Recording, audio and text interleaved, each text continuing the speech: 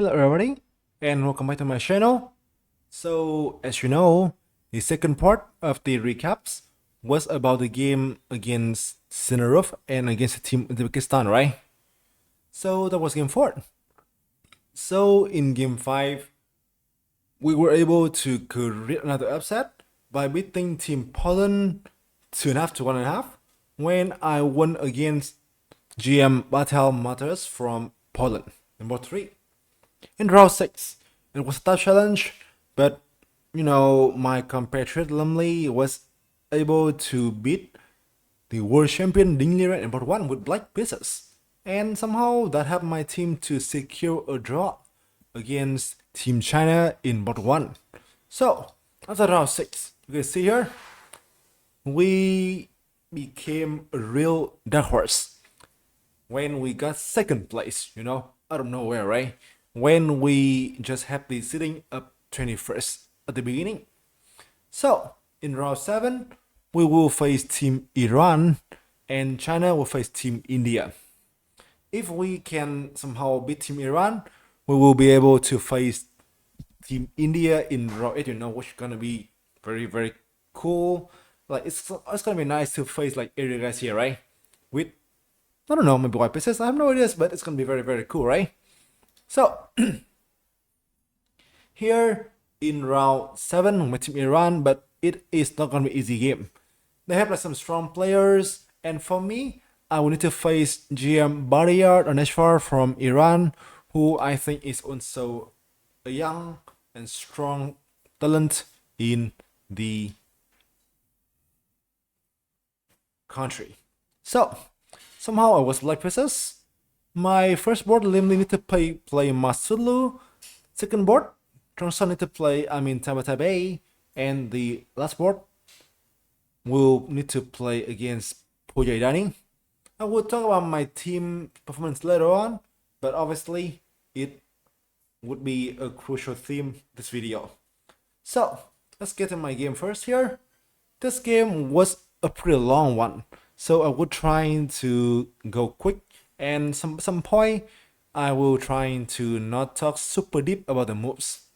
There are some moves that start going very well, and overall, I think at some point I will stop and tell you about the mindset of my play, and also about the idea of me and what happened in the game as well too. So, get to the game right away. In the game, he plays c4, e6, g3, d5, g2, and play dc4, which is a relatively rare variation. Obviously, you can also play d4, you also play like knight f6, I don't know. dc4 I think is rather than like knight f6, which is definitely main line. In the game, play dc4 here, which is what I play. So queen e4 we play. So here I can play this, I can play this, but in the game I chose this line c6. Queen c4, b5, queen c2, knight f6. Obviously a rare thing, but should be playable, I believe. The main line here should be knight to f3, and we should be 7 when we will deviate back to the main line. But he played a4, which get the game into just like an unknown territory. And in the game, I was pretty surprised, as he didn't play this before. Maybe he played it in some online games, but I didn't see this line anywhere else in just base. So at this point, I was already on my own. So now he has some pressure on this pawn and this diagonal, right? Obviously, he couldn't play this, because if I play here, I can just take back. And take here, play here, and then this diagonal become weakened. Also, the c5 is under some pressure as well too, which is definitely not a fun thing for my opponent. So in the game, he play a4, b4, I think it's like on the move here. b3, he show clear intention to get the bishop to b2. If you can cut out both bishops. b7, should b2, should b7 defend upon, d3, castles, and d2. So here, I think it is instructive to stop at this point to talk a little bit about the opening situation. So, it is quite clear that at this point I had worse structure, right? This pawn here can really become a weakness in the near future, on some bishop here is quite pretty passive. At some point, c5 should be a plan, right? Not just trade the bishop here on the main diagonal, but also free up some more space for my pieces. I can play here, for instance, and get some more space, right? So here, I think I can play plenty of things. The engine indicate that knight d5 is best move here, although I must say that I am not fully understand why. But yeah, engine stuff, right? In the game, I play the idea which I think is understandable. Queen d7. I play here because I want to play c5, and bishop will be covered in that case, right? Queen c7 is also okay, but I don't really want to put my queen in the c file, which can be pinned in the long term, isn't it? So in the game, I will play queen e7 here, f3, c5. So here, if he castles, for instance, I will plan to play like knight c6 here, and then I can bring rook to c8, rook to d8, and knight d4 can play later on, with which I think I can, got a fairly decent game. So in the game, he played knight e5. Trade bishop right away, takes here, and castles. So at this point, you need to understand like why did he go for this trade? Somehow, so right now, although he needs to swap his strong bishop on g2, but my also strong bishop b7 is also gone, and right now this pawn here can become a long-term weakness, while white didn't have any real weakness at all. But in the meantime, I can think about like trying to go here still. Also, this pawn can be easily covered, so it should be objectively equal. Yeah, I should say like white is very slightly better, but I should be able to hold my own.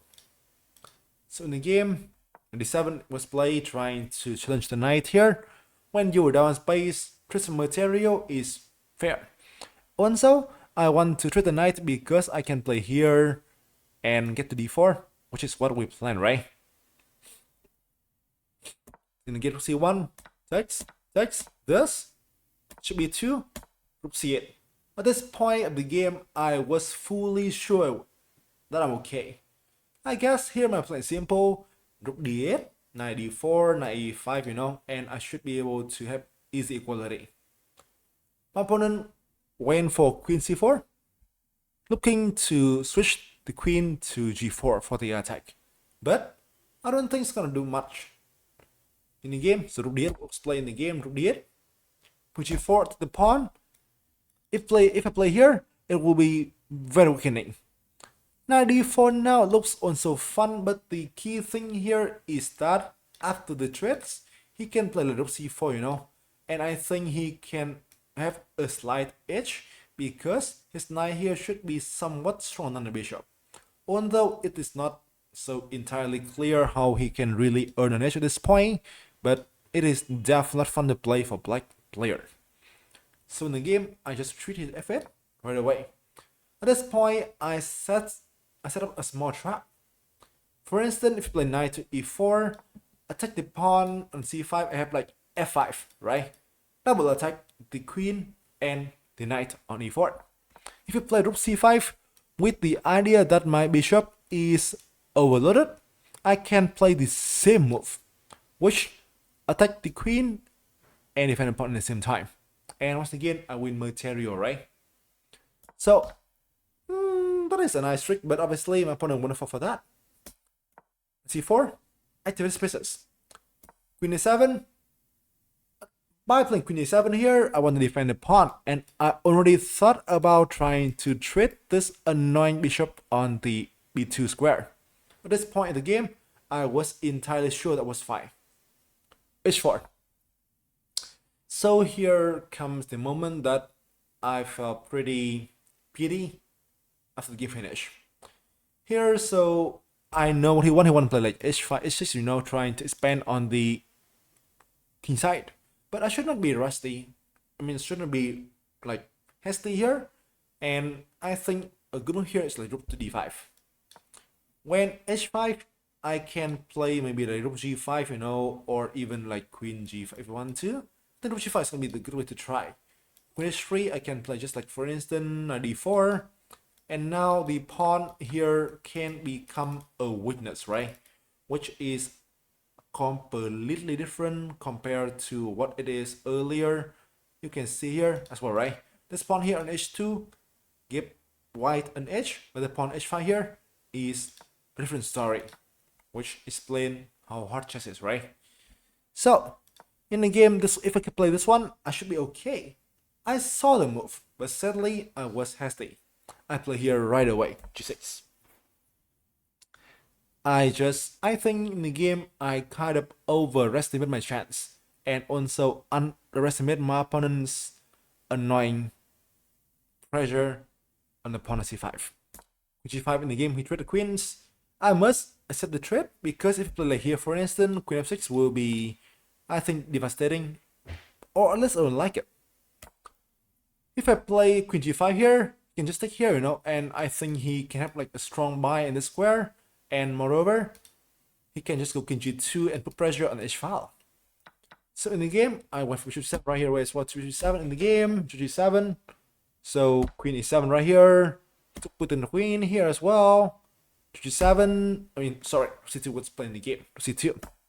Defend the bishop, return back to the square. So rook c1, one moment guys, one moment.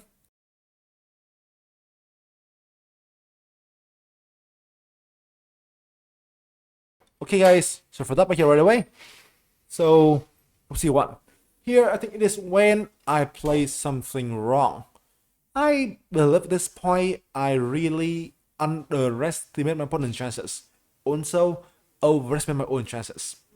So here I thought that I was okay. At some point I even thought I was better. I don't even know why.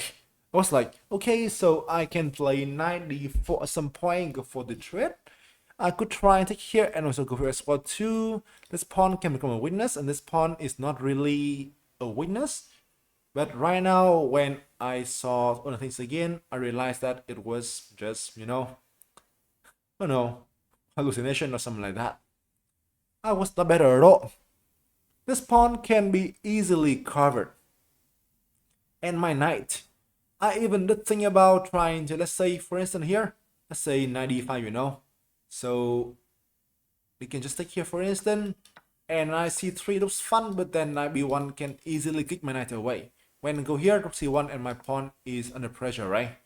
So somehow, so jumping to these squares are not doing much, but this pawn will remain a weakness. So in the game here, I play rook c1. In the game here, so one moment guys, I'm trying to clear on analysis here, so I don't know, I don't want you to see these kind of annotations by the engine. Okay, so in the game, I play f5. At this point, I must admit that I am still feeling quite confident. So f4, he played to block my pawns and restrict my pawn here. This is what too.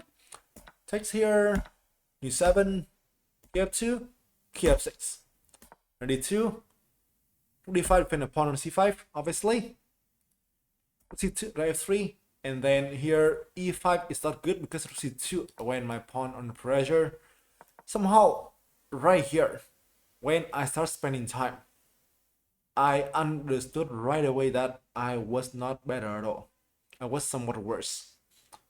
I didn't have any real plan here to do. While my opponent can just go here, trick me a little bit, or even play here to create some files in the king side.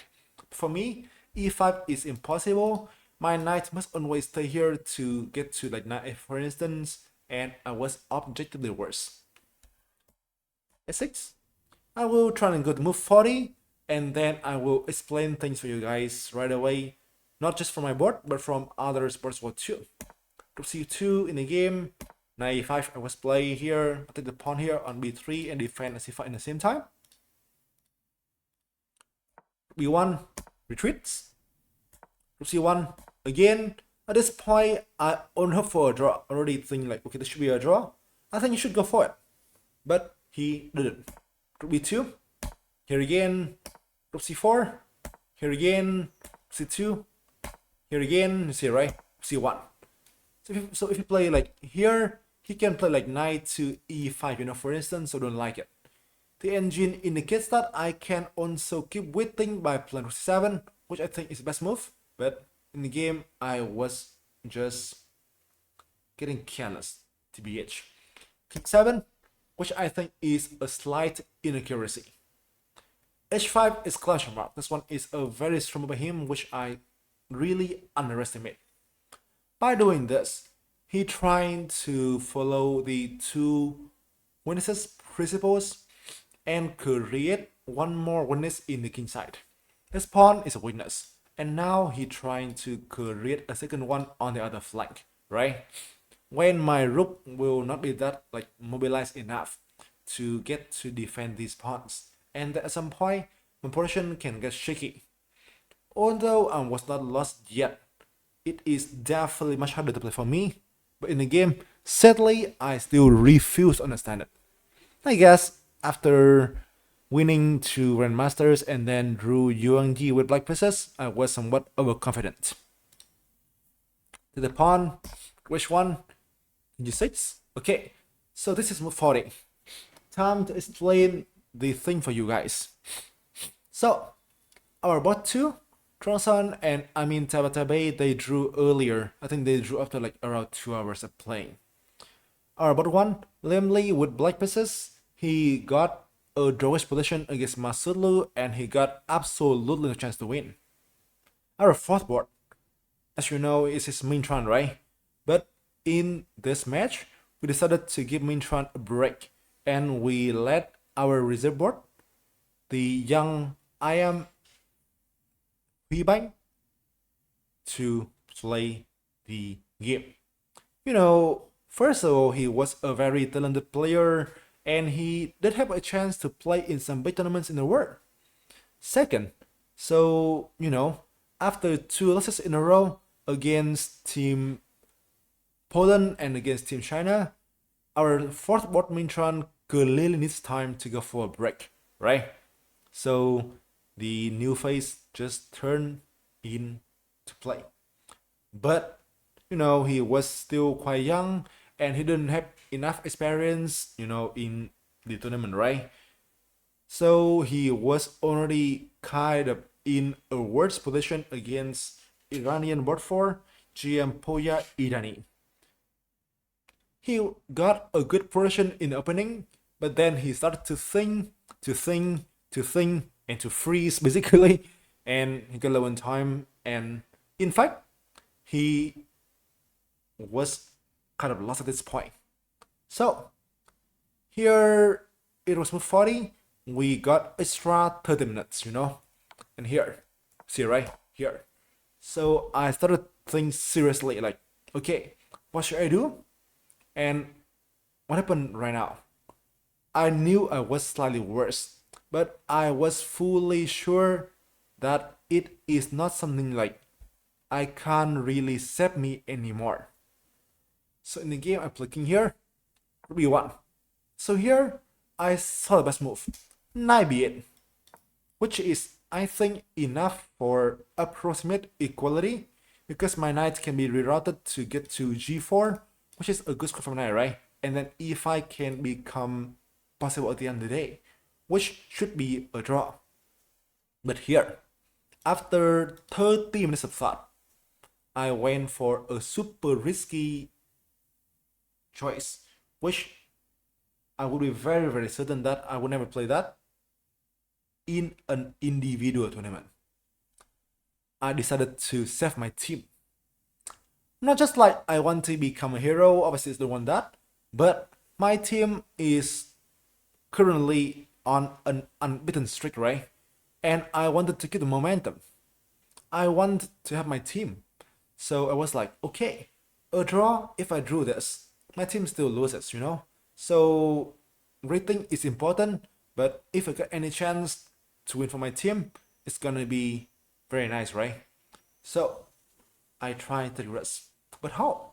I was like, now he can go for knight h4, knight g2, knight f3 all the time, and my pawn is weak. Also, he can go here and here. and I understood fully that I was not better at any case. So what I did was that I tried to make my position become worse intentionally and trying to dress. I let him I was like, okay, let's convert it if you want. I will try to defend.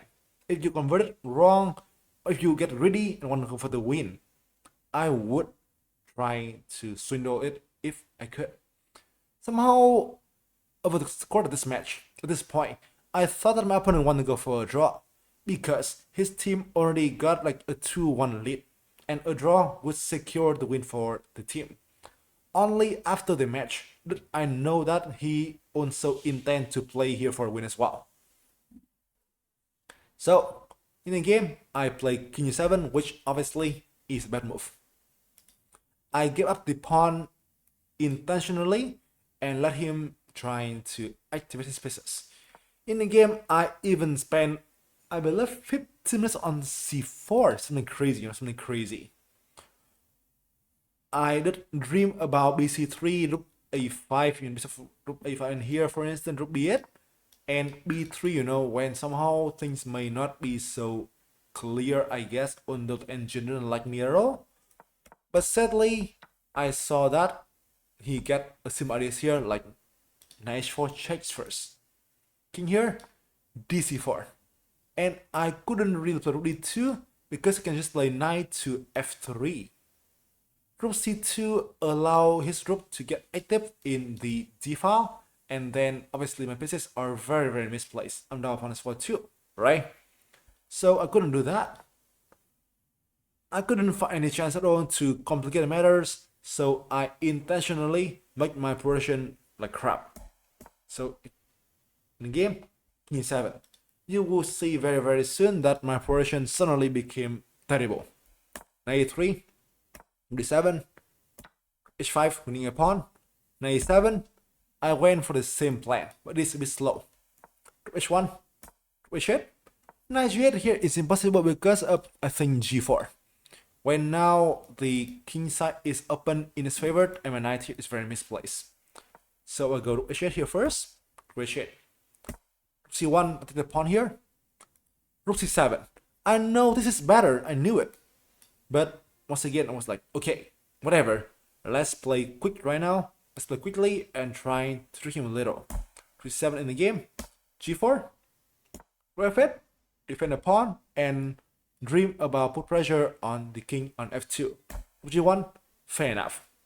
To the pawn and g4. It looked incredibly scary, right?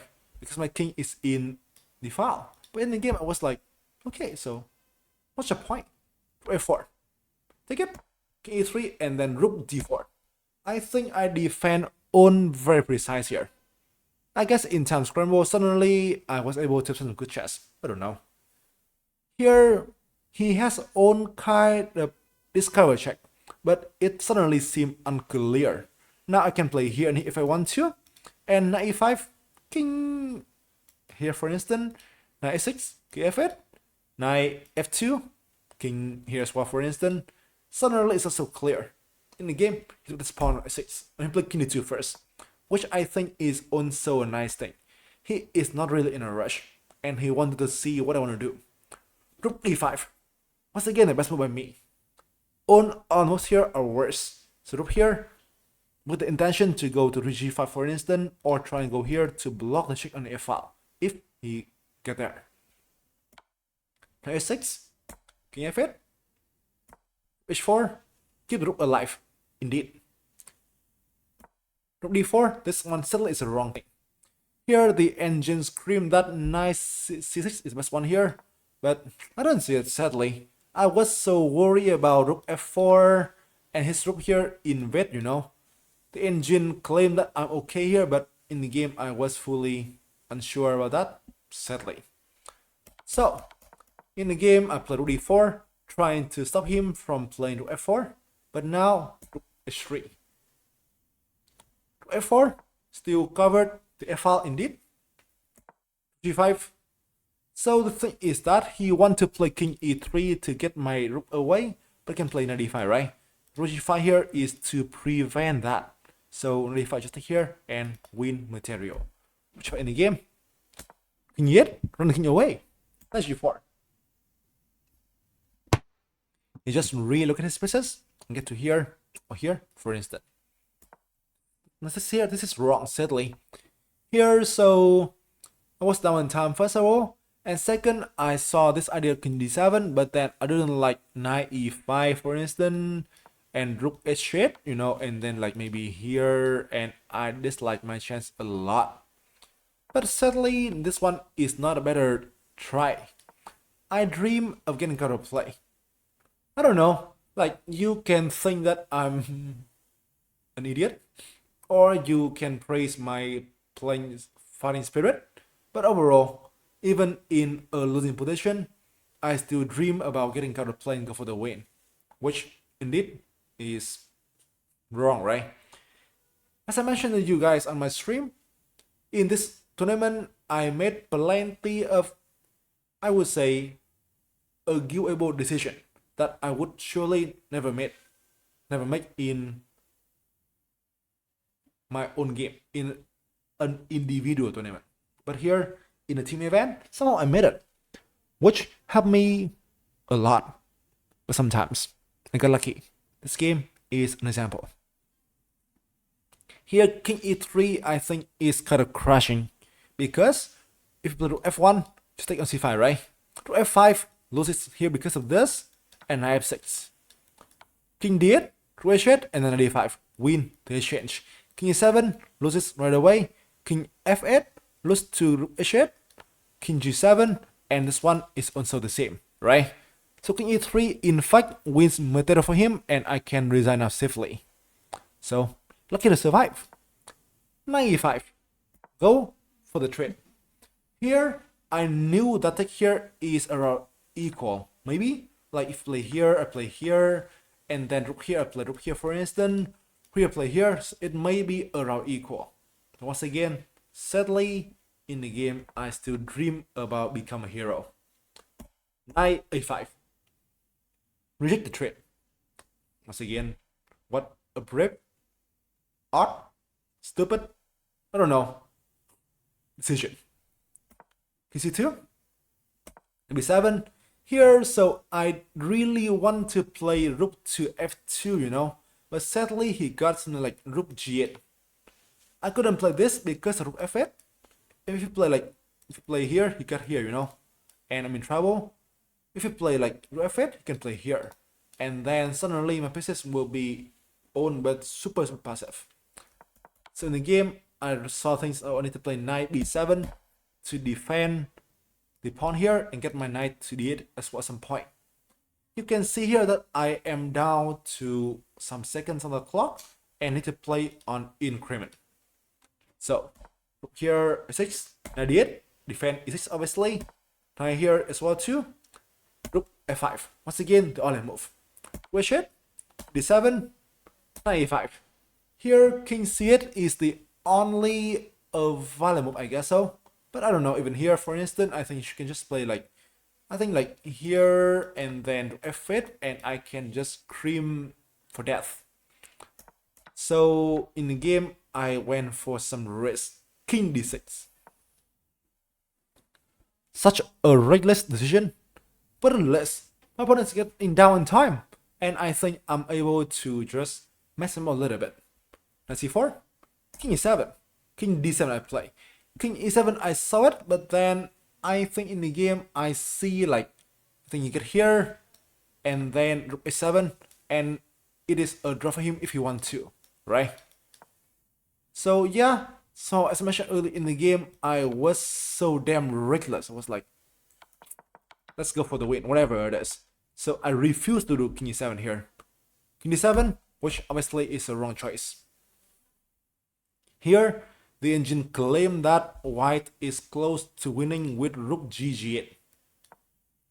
When f7 allow the checks, the pin here, and now my pieces will be badly pinned, and white can slowly improve his position here and play for a win himself.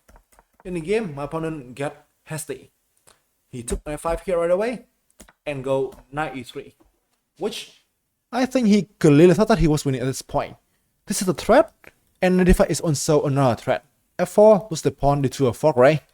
But here it's not over yet. Knight c6 exclamation mark. In the game at this point, I believe I defended like a machine. I play super well at this point. If you play like here, for instance, even the game you play here, I got king d8. Here, this one again. If we go for this one again, if you play here, I got knight d4 checks. And I think it is me who think about activities, at this point. I think I will even try for the win myself. So, in the game he played knight f5 win the pawn at this point.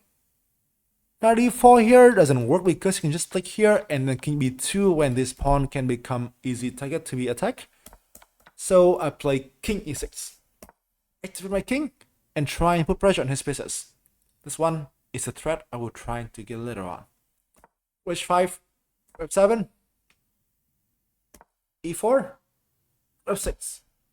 So before trying to get you into the detail of the game, like the remaining part of the game, I want to tell you what happened if you go for the rook trades. The thing here is that although I'm down a pawn, I had tremendous counterplay because my pieces are much more active. For instance, here king f4, and here king e3. I don't really care about this pawn, because I can defend easily, and now it is him who must be careful about his position, to be honest. So in the game, f6, rook g5. He played a winning move here, but once again, I defend brilliantly. King e5, exclamation mark. Boldly put my king on the pin, but on the king f4. Knight e3, king f4, I think I'm doing well. And if you play here again, I'm happy with this trade because I can be able to exert some long-term pressure. It should be a draw with best play, but so at this point, I don't know. I don't think he may want to go for it anymore. King e5. King d2. Trying to get the king back to e3. King f4, exclamation mark. Activate my king here, and, restrict his king as well too. Rook g1, knight a5. Force his king to get back to defend this pawn, and remind him that he's still got a weakness. King c2, rook f8. I want to activate my rook, which is understandable, right? Rook f1, king e5. Rook f2, rook g8. I may not play here first. Knight 6 with the threat on d4. Go for the pin. Rook h2, rook g8. Although I am down a pawn, I keep on pressing somehow. Obviously, it should be a draw best play, but I think here he clearly felt uncomfortable. I'm sure at this point or at this point, he offered me a draw, which I reject. Obviously, I know it's a draw, but I want to put pressure on him.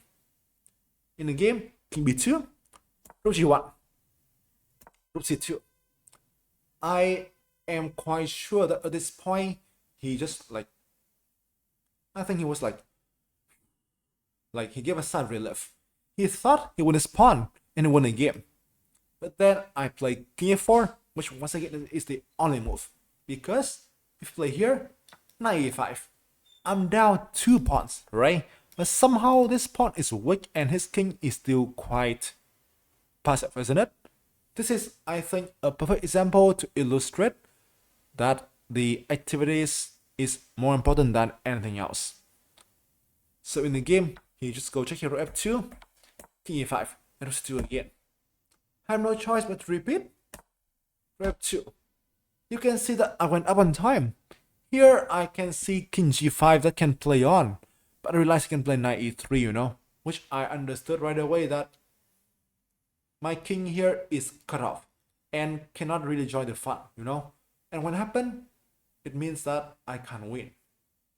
I can still defend for a draw easily, but I don't want to go for a draw, right? So when he go for the repetition, I accept it and we agree to a draw. So at the end of the day, my team loses. It is the first loss for my team, right? You can say that in my game I survived and I made some questionable decision, but I just want to contribute for my team, so I don't even know. I guess the only real thing I know is that in an individual tournament, I would never do this reckless stuff. I was so close to being lost. But I guess you can praise my fighting spirits. You can also think that I'm a jerk, but sometimes it is where it is. I'm glad that I did play on. I'm glad that I met him at some point even down on time compared to me.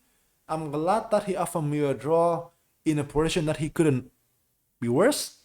At least it means that I did try, right? So finally my team lost. But there's still some rounds to play for. Who knows what can be the future, right?